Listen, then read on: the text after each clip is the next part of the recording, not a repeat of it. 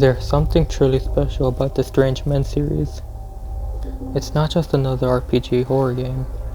It's a visceral journey into the darkest corners of the human psyche, filled with disturbing symbols, haunting narratives, and psychological terror that lingers long after you finish playing.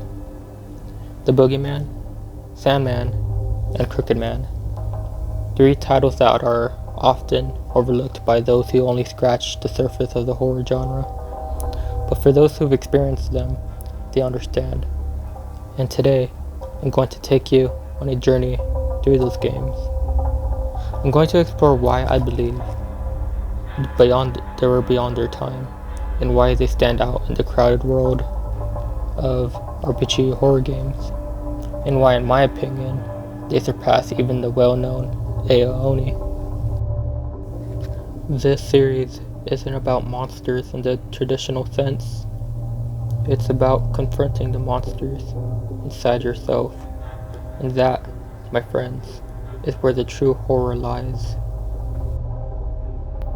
Let's start off with the Crooked Man, the first in the series. At first glance, it might seem like another story about a haunted house, but it's much more than that. The house, the setting, it's a reflection of David's mind, the man he's become, a shell of his former self, haunted by the decisions and memories he's left behind. And that's the key. The Crooked Man isn't some supernatural villain lurking in the shadows. It's David's own guilt. The Crooked Man isn't a monster in the traditional sense. He's a manifestation of David's trauma. That creeping feeling, the disorientation, the chills you get when you realize you're not alone. Those aren't caused by some external force. No, they're born from within. This is what makes the game truly terrifying. The Crooked Man is the product of human pain, a force far more insidious than anything that could be conjured up in a supernatural world. Then we have the Sandman. This one hits differently. The story of a child trapped in a nightmare that never ends.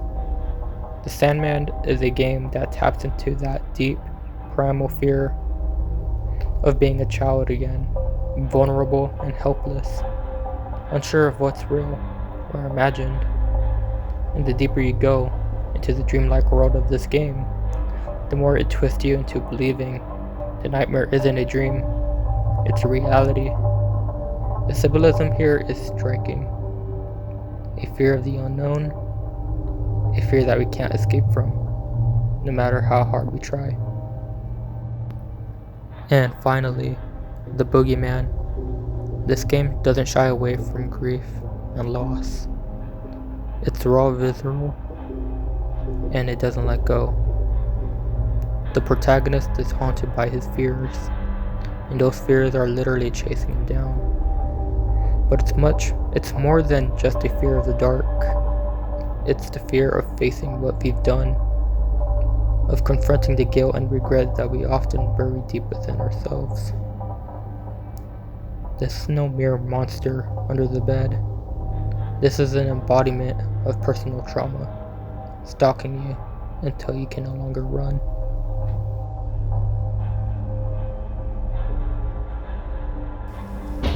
When it comes to atmosphere, these games don't just rely on jump scares. No, the Strange Men series builds an atmosphere that suffocates you slowly, piece by piece. The silence, the empty rooms, the distorted environments, they all make you feel like you're walking through a dream that you can't wake up from. In The Crooked Man, the house is an extension of David's fractured psyche. The rooms echo his confusion, his isolation. As you wander through his broken place, you realize something unsettling. Every step you take, you're not just exploring a house. You're exploring a mind that's slowly falling apart. The Sandman takes this to another level by pulling you into a dream where everything feels wrong. You walk through environments that are at once familiar and completely alien, distorted, out-of-place objects, and terrifying imagery that invades your senses. You're trapped in a nightmare. Yes, but it's a nightmare that you can't wake from. And that in itself is the true horror. The Boogeyman, however, plays with the light and dark in a way that makes you feel suffocated. You're constantly being pulled back into memories, your own personal guilt manifesting as monsters in the shadows. The game's use of space is brilliant. Every corner feels like it's closing in on you, reminding you of the demons you can't escape. Now let's talk about why the Strange Men series is truly ahead of its time. When it first came out, it didn't just offer something new. It redefined what an RPG horror game could be. Many games at the time relied on cheap jump scares, grotesque monsters, and simple puzzles. But the Strange Men series did something different.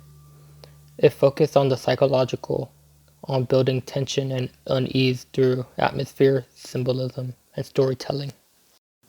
Take Aeoni for an example, a title many horror fans are familiar with.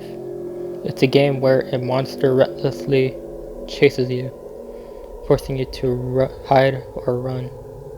It's a fun game, sure, but it relies on the fear of the unknown and the fear of being chased. But the Strange Men series, it's about confronting the deepest parts of yourself. It's about walking into your own mind and facing the monsters you've buried.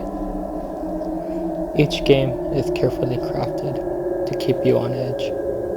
The pacing is perfect. The tension doesn't just build, it suffocates you, pulls you deeper into its world. The slow reveals, the subtle clues. It's not about showing you the horrors up front. It's about letting you piece it together, making the realization all the more terrifying when it hits. And that's where the Strange Men series excels. It doesn't just rely on what you see. It makes you feel the horror. The fear doesn't come from the monsters, but from understanding what they represent.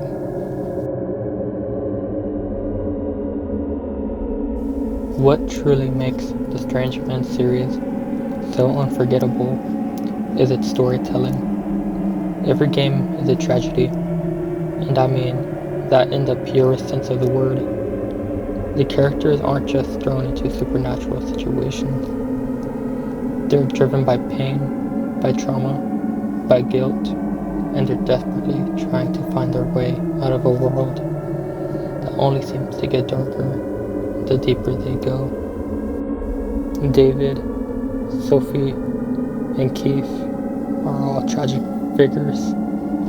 They aren't just victims of circumstances. They're people who've made mistakes, people who've suffered, and in many ways, they're just trying to survive the emotional hell they've created for themselves. And when you get to the end of each story, when you see the full picture, it's not just a monster that's defeated. It's a soul that's been ripped apart, and in some cases, never truly heals. That's what makes the Strange Men series a masterpiece of horror. It's not just about surviving the night or escaping the monster. It's about dealing with what's left when the monster is gone. The series leaves you with a deep sense of sorrow, a feeling that lingers long after you left the world behind. The Strange Men series isn't just another RPG horror game. It's a haunting experience that sticks with you. It explores the darkness of the human psyche in ways that few games can. And it does so with such depth, such care, that it remains one of the most memorable, impactful, and terrifying games I've ever experienced. I said at the start that this series was ahead of its time, and I stand by that. The psychological depth, the characters, the symbolism, the atmosphere, it's all woven together in a way that transcends its medium.